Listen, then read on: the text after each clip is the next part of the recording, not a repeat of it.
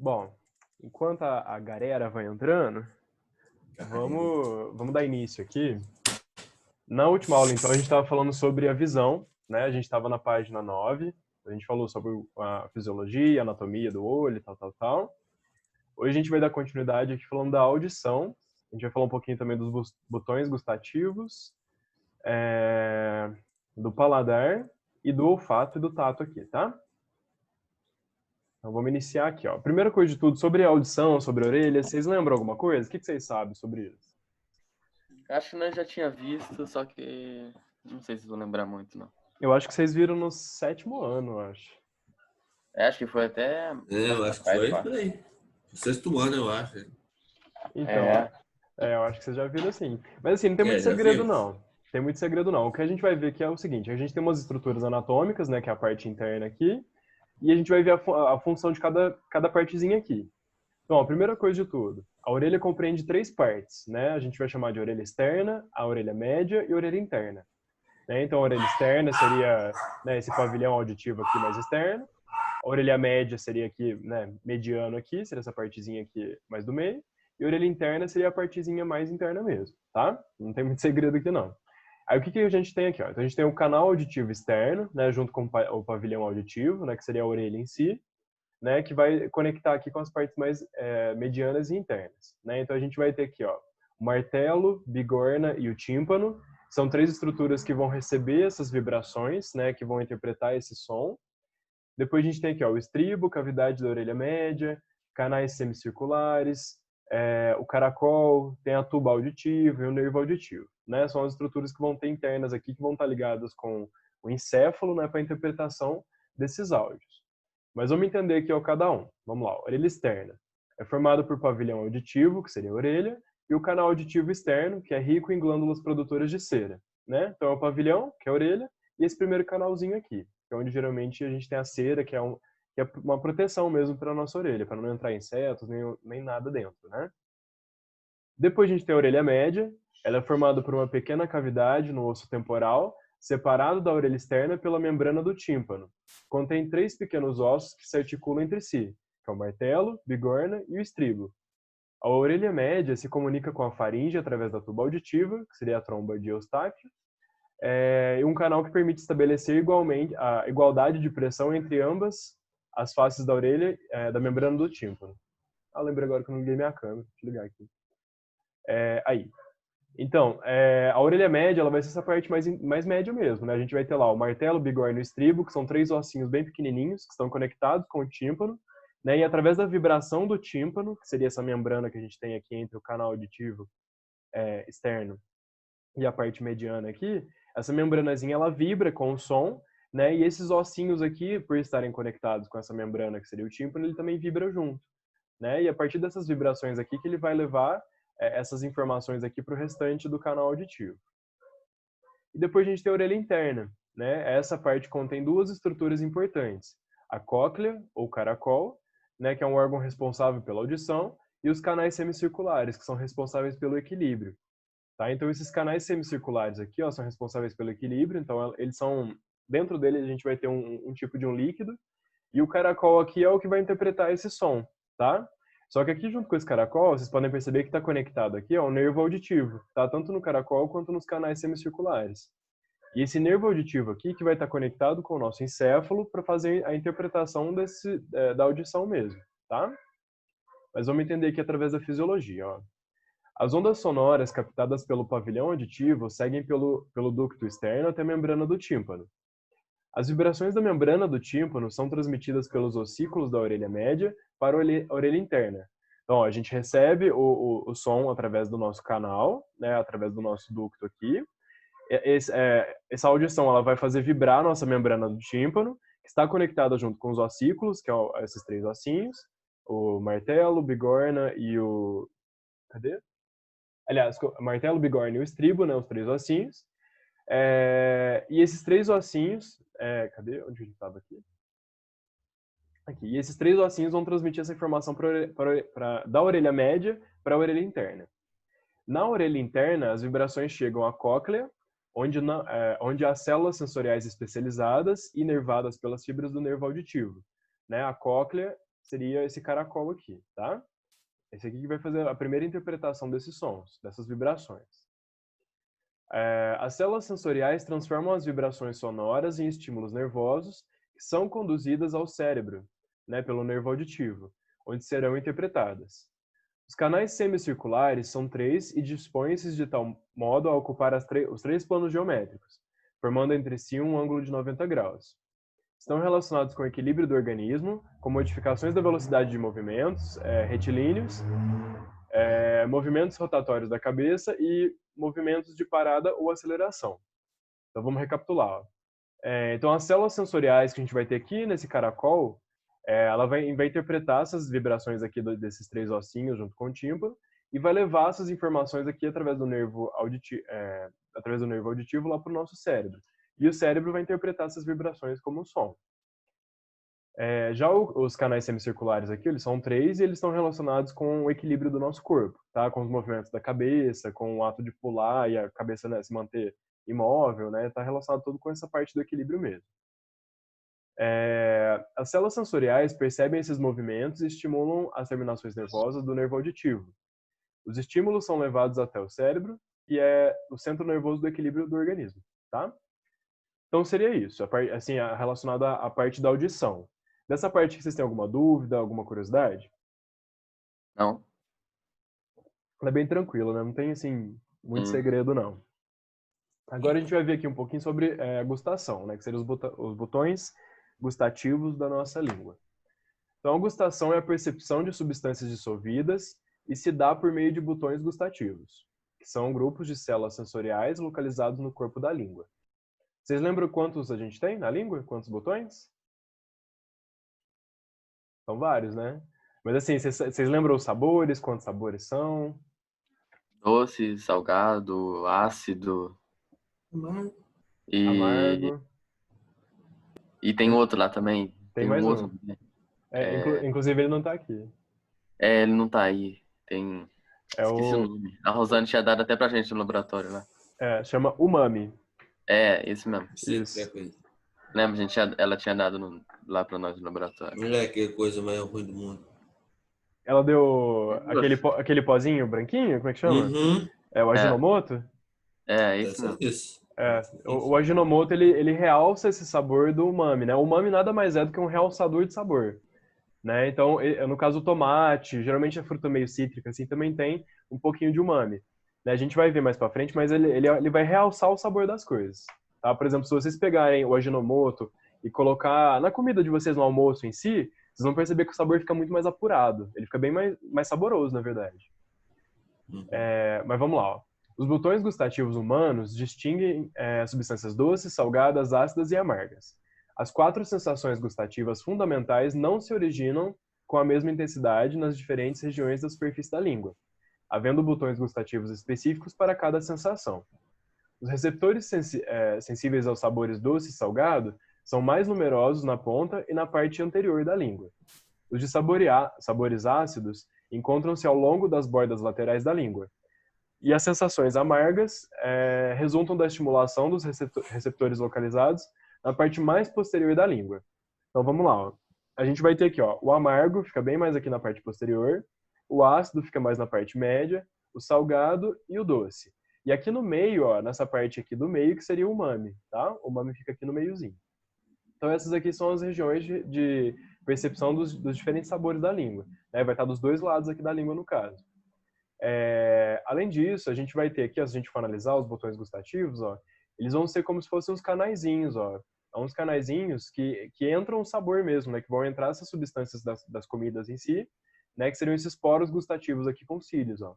Então a comida vai entrar, né? Uma boa parte do alimento vai entrar um pouco dentro desses poros gustativos aqui. E esses cílios que a gente vai ter aqui nos poros gustativos, que estão conectados com os nervos, que vão fazer a percepção desses sabores, tá? A percepção de todos esses sabores.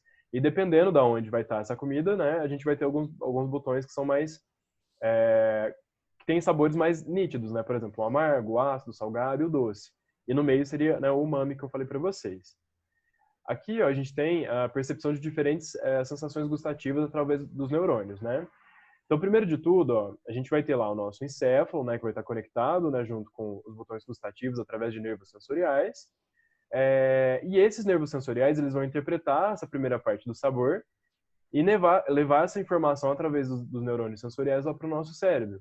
Lá no cérebro a gente vai ter o neurônio integrador para a percepção do doce, neurônio integrador para a percepção do salgado, do amargo, do ácido, do umami, né? A gente vai ter o neurônio para cada um. E aí esses botões, eles vão se conectar, né, com essas substâncias, né, no caso o sal, o açúcar, o amargo, o ácido, né? E a gente vai interpretar isso através desses botões e levar essa informação para o nosso cérebro através dos neurônios sensoriais. E lá no cérebro a gente tem outros neurônios integradores, né, que vão fazer a percepção desses sabores. A gente vai interpretar esses sabores lá dentro do nosso encéfalo. Então seria isso, né? No caso aqui, não sei por que na apostila de vocês não vem falando do umami, mas o umami ele é bem interessante também, né? A gente tem o Ajinomoto, que é a substância que foi extraída, né, de alguma fruta, que a gente consegue industrializar, né? Mas, por exemplo, o tomate, né, que é uma fruta bem cítrica também, meio ácida, né? A gente consegue perceber esse sabor de umami nele também. Ele também realça o sabor das coisas, né? Então, o umami vai ser isso, é um realçador de sabor. Ele vai realçar o sabor amargo, ácido, salgado, doce. Então, igual eu falei, se vocês pegaram o almoço de vocês, o jantar, se vocês colocarem uma pitadinha, né, do Ajinomoto, vocês vão perceber que o sabor fica mais realçado, né? Ele não vai deixar mais salgado, mais doce, vai ficar assim mais realçado mesmo, o sabor fica mais vivo, né? Fica mais gostoso, na verdade. Bom, aí seria isso então aqui sobre os botões gustativos. Dessa parte aqui, vocês têm alguma curiosidade ou alguma outra dúvida? Não. Não. Beleza. Falando nisso, eu lembrei agora. Adriel, você estava ontem na reunião, não estava? Ontem não? Você não estava ontem de noite Não. naquele bate-papo lá? Não.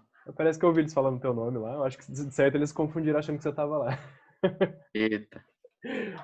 Bom, vamos continuar aqui então. Agora a gente vai ver um pouquinho sobre a olfação. Né, a olfação a gente vai estar relacionado com o epitélio olfativo que a gente tem dentro das nossas narinas. Né? Então, o epitélio olfativo está situado na parte superior das fossas nasais. Né? Então, a gente tem aqui o nosso nariz, a fossa nasal, que seria todo esse espaço aqui, e bem aqui na parte superior, ó, que está bem próximo do cérebro, a gente vai ter esse epitélio olfativo. Tá?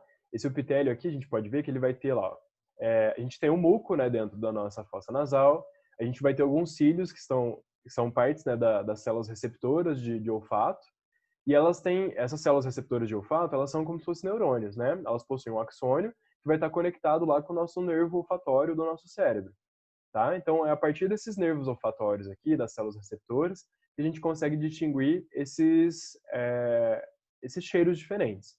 Né? Uma coisa muito importante, né? Nesse nervo olfatório aqui, ele vai estar conectado aqui com o cérebro, tá? Ele faz parte do cérebro, na verdade. E esse daqui ele vai diferenciar muito de animal para animal. Né? No humano, por exemplo, o nervo olfatório ele é pequenininho, né? Exatamente por isso a gente não consegue sentir cheiros a longas distâncias, a gente não consegue distinguir muitos cheiros diferentes. Mas, por exemplo, se vocês pegarem o nervo olfatório de um rato, de um cachorro, de um gato, vocês vão ver que essa parte do encéfalo deles é muito maior e muito mais desenvolvida do que a nossa. Porque esses animais eles conseguem perceber cheiros a longos quilômetros, né? Uma distância muito grande, e também eles conseguem distinguir mais tipos de cheiros do que a gente, tá? Então isso aqui vai ser bem diferente em cada animal. Então as substâncias odoríferas, né, para estimularem as células receptoras devem ser solúveis. Portanto, podem dissolver-se na camada mucosa que envolve os cílios dessas células. A quantidade de ar inspirado que atinge o epitélio olfatório é outro fator atuante sobre a intensidade da estimulação, uma vez que ele é o transportador das partículas odoríferas. Assim, quanto maior a quantidade de ar que atinge o epitélio olfativo, maior a quantidade de partículas e maior a intensidade do estímulo, tá? Então, quanto mais ar a gente conseguir puxar, mais substâncias odoríferas a gente vai ter, né, diluída nessa mucosa, e mais a gente vai conseguir perceber esse cheiro. O estímulo ele é conduzido pelas células receptoras para o nervo olfatório e daí para o cérebro, onde será interpretado. As sensações olfatórias têm a capacidade de evocar memórias, provavelmente através de várias conexões com diferentes regiões do cérebro. Assim, determinado cheiro relacionado com certas situações do passado pode evocar sempre a mesma sensação. E isso aqui é uma coisa muito nítida e muito legal, na verdade, né? Por exemplo, sempre, sei lá, vamos imaginar uma situação hipotética, né? A avó de vocês costumava fazer bolo de fubá, por exemplo. Então, sempre que você sentir aquele cheirinho de bolo de fubá, vai vir aquele estalo na tua memória e falar, nossa, eu lembro de quando minha avó fazia aquele bolo de fubá. né? E isso é uma memória gostosa, né? Então, é uma memória, né, uma memória interessante para a gente, que vem através do olfato. Então, vocês podem perceber que o olfato, ele traz memórias para a gente também, ruins ou boas, né? Eu dei o exemplo de uma boa aqui, mas pode ter memórias ruins também. E isso vai estar tudo conectado aqui com o nosso nervo olfatório e com o resto do encéfalo em si, tá? Que vai fazer a interpretação desses cheiros, né? Dessas moléculas odoríferas. Então, aqui do olfato também é bem simplesinho, né? A gente só tem que entender que a gente vai ter aqui o epitélio olfativo na parte superior das fossas nasais, que vai estar conectado aqui com as células receptoras e com o nervo olfatório, e é através daqui que a gente vai interpretar isso, né? E quanto mais ar a gente puxar, mais células odoríferas a gente puxa, e elas vão aqui, no caso, elas vão ser solúveis aqui no muco que a gente tem dentro, né, da nossa fossa nasal, e através disso a gente vai interpretar esses estímulos, tá? Então é bem tranquilo também essa parte.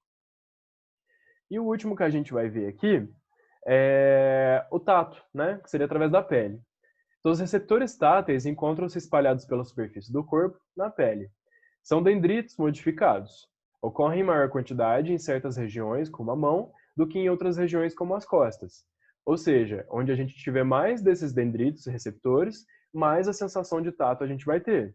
Então, por exemplo, assim, a sensação, se eu fincar uma agulha no meu dedo e se eu fincar uma agulha nas minhas costas, a dor que eu vou sentir na mão vai ser muito maior do que nas costas, né? Porque nas costas vai ter menos receptores desses dendritos que vão perceber essa informação.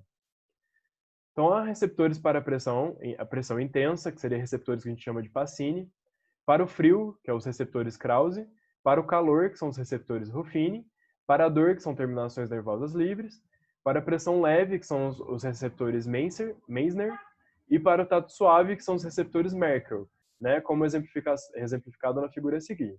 Então, a gente vai ter vários tipos de receptores, tá? Ó, a gente vai ter lá, ó, discos de Merkel, corpos de Meissner, corpúsculos de Mancini, cadê o outro? Aqui, ó, corpúsculos de Ruffini, terminações nervosas livres, e cada um desses nervos aqui, desses corpos diferentes, eles vão perceber algum tipo de coisa diferente.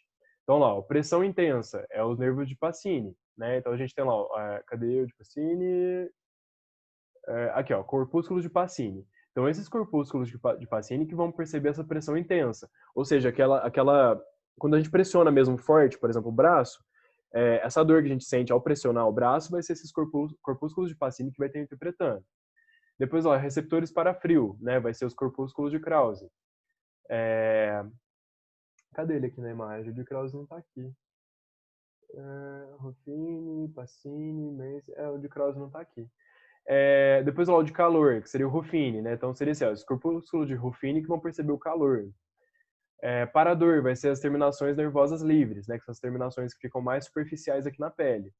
Então, assim, como esses nervos, essas terminações nervosas livres estão mais próximo da epiderme, qualquer corte superficial a gente já sente dor, tá? Porque esses nervos eles estão bem próximos da superfície. Depois, para a pressão leve, que é o Meissner, né? Que está aqui em cima também. Para o tato suave, que é o Merkel, né? Então, seriam esses os receptores que a gente vai ter. Todos eles vão estar dentro da nossa epiderme e da nossa derme, tá? Vocês podem perceber aqui, por exemplo, ó, o único que está mais próximo da epiderme vai ser aqui, ó, terminações nervosas livres e os discos de Merkel, né? Lembrando que o de Merkel é para tato suave. Exatamente por isso que ele está aqui na epiderme, né? Porque o tato suave vai ser bem próximo da epiderme mesmo. Então, o menor toque que a gente faz aqui na nossa pele, por exemplo, são esses discos de Merkel, que está bem próximo da epiderme, que vão interpretar. Já os outros que estão mais próximo da derme, né, que seria a próxima camada, que seria o de Meissner, por exemplo, ele vai interpretar a pressão... Cadê? Aliás, o corpúsculo de Pacini, que vai interpretar uma pressão intensa, ele vai estar mais próximo da hipoderme. Então, é por isso que a gente precisa ter uma pressão mais intensa, né, para ele interpretar, porque ele está mais fundo. Bom, seria isso. Além disso, aqui na nossa pele, a gente vai ter, né, os nossos folículos de pelo, a gente tem células adiposas, a epiderme em si, que é uma camada mais resistente, né, uma camada de queratina. Né? Então, são essas as partes que a gente vai ter aqui na nossa epiderme que vão fazer o tato. Tá? Então, dessas partes que a gente viu tudo aqui, do tato, do olfato, dos botões gustativos, da audição, vocês têm alguma dúvida, alguma coisa que vocês queiram perguntar? Como é que vocês estão desse conhecimento aqui? Tá beleza, né? Sim. Tá, então, ó, a gente tem mais 8 minutinhos de aula. Eu vou deixar esses 8 minutinhos para vocês resolverem o exercício dessa aula, tá? Que tá lá na página, deixa eu achar aqui. Aqui, ó. É a aula 17, tá lá 17. na página 17 também. 17 e 18. Então, nessa parte aqui, vocês vão responder vocês vão ver que tem algumas estruturas aqui para vocês responderem quais são essas estruturas e também um pouquinho sobre a função delas, tá? Então, já podem começar a responder essas questões. Na próxima aula, deixa eu ver, a gente tem mais uma aula aqui após essa? Tem mais uma última aula aqui que é sobre o alcoolismo. Alcoolismo. Então, vou fazer o seguinte, na próxima aula a gente vai falar um pouquinho sobre o alcoolismo, e aí na outra aula eu vou corrigir tudo. A gente pega todos os exercícios para corrigir de uma vez. Aham. Pode ser? Pode. Combinado, então. Então, ó, aproveita esses minutinhos que a gente tem aqui para vocês resolverem os exercícios, e a gente se vê na próxima quinta-feira, então. Certo. Grande abraço para vocês, um bom final de semana, pessoal. Tchau, até quinta-feira. Até quinta-feira.